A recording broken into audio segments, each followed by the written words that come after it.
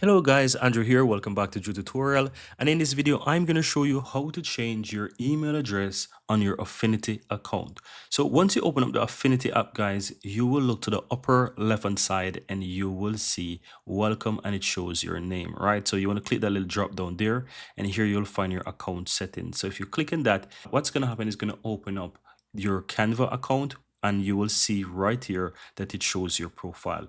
No point to note is that your Affinity account is the same as your Canva account, right? So it is your Canva account you use to sign into Affinity. It is from Canva. It's made by Canva, right? So now that you know this, if you want to change your email address, all you have to do is just simply click on edit right here, and you will need to enter code right here that is sent to your email address. And once you enter that code, let me go ahead and find my code right into my email right here. Just give me a moment, guys. And yeah, I have my code ready. Let me just copy that. You're not seeing this, but it's on my second screen, but that's perfectly fine. You receive the code, you enter the code, and now it's going to make the email address available right here. And just go ahead and just change it. And once you're done, you click on save. And that's pretty much it. Very easy and very simple.